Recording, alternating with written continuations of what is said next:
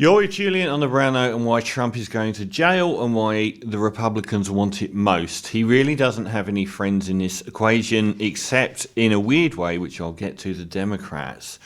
But to start with his arraignment in Georgia, honestly, this is how a narcissist works. So I did a piece a little while ago about why Trump isn't lying about winning the election or losing the election.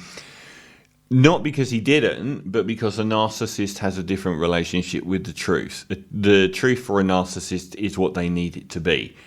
They have no bearing on something being real. It's what they need it to be. And he went to his arraignment and had his mugshot, and again basically said, "I'm guilty as sin" to the whole world. But the funniest thing is his height and weight. He put down his height and weight, that he was 190 centimetres or 6'3", and 213 pounds or 96 kilos. Now, I'm filming this for the YouTube channel. I'll stand up. I'm 6'4" and 90 kilos. So apparently Trump is 1 inch shorter than me and only 6 kilos heavier. Only 14, 15 pounds heavier than me. I don't think you are, mate. You're 213 pounds. Try 313 pounds. There's no way that Trump is... He's a lardy bloke. There is no way that he is under, 120 kilos? But why lie about this stuff that's so blatantly obvious to anyone looking at him? You are not that height and not that weight. He wears massive heels. It's why he leans forward so much, because he's got these huge heels on. That's bizarre. Anyway, it's unprecedented sending an American president to jail, and it can't happen. Yet, much of what's happened since Trump is unprecedented. So all of the indictments are unprecedented in the first place. And the reason why he's going to jail, which can't happen, but given the amount of jail sentences, in dozens of them, multi-year jail sentences that have been given out to the perpetrators of the attempted coup d'etat on January the 6th, which the whole world watched, the courts have been extremely punishing on these people. It is going to be very, very difficult for them not to send Trump to jail. He's up on so many different jailable serious offences. How are they going to avoid it? He has virtually been convicted of everything because he has basically admitted all of it. There's no way that he's not being convicted of, the classified documents.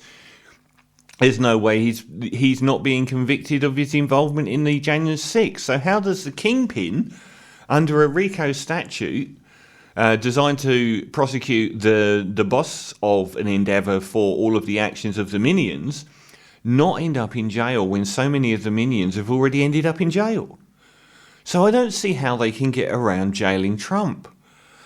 But the weird thing is, he doesn't have any friends really, apart from the Democrats, because no one wants Donald Trump in jail more than the Republicans do.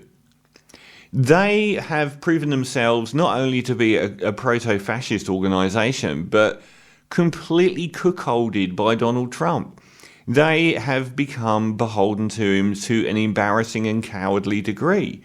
So they've now got 10 different people who are going to stand against Trump in the primaries, and they've had their first primary meeting, which Donald didn't attend. I think he had a court date. And they're not even able to attack Trump because their entire base is worshipping Trump. So they can't do anything with him out there, standing. What they really want is Trump to go to jail and to galvanise their support base behind a new candidate. That's why they want him to go to jail. They don't want him in power at all. But all of their votes are for Donald. So they've got all these new people who cannot attack Donald without losing all of their votes. They're completely trapped. Their best case scenario is to create a martyr out of Trump, send him to jail, and then use the entire jailing process as an attack on the Democrats for their new candidate. So they desperately want him to go to jail. And the Democrats really could do without it. I mean, the biggest threat they face isn't Donald Trump standing and galvanizing the Democrats. It's Donald Trump going to jail before the election, because that will galvanize all of the Republicans around a more electable new guy, probably the DeSantis, who is even worse than Trump. He's an even bigger proto-fascist than Trump is. But they will galvanise the vote behind him. If he's jailed before the election, it's a nightmare scenario for the Democrats. They're the ones that should be keeping him out of jail. They don't need that much martyrdom going on in the Republican Party. They need the court cases dragging on and Trump taking pot shots at every single candidate that pokes their head up. The Democrats are playing a terrible game here. They should never be forgiven for not pursuing 5 or 6 young new candidates over the last 4 years to replace Joe Biden. They've done nothing. They've got no one but Joe Biden, and they're relying on nothing but an anti-Trump vote to get over the line. It is absolutely terrifying what they're doing.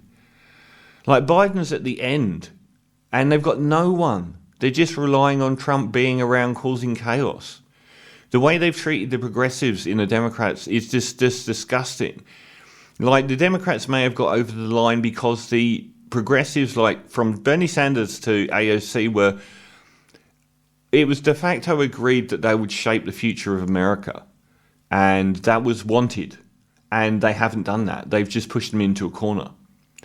So the Democrats have just relied on letting the old guard back in power, which is exactly what got them kicked out and stopped Hillary Clinton winning in the first place. And now the public's seen that, and they're reliant on Donald Trump either not going to jail or, I don't know, I guess him standing. I don't think that will be possible. There are just too many. He's got like about 6 or 7 major court cases. And I don't know, given the severity and the consistent jailing of people that have offended the same thing, how they can keep him out of jail.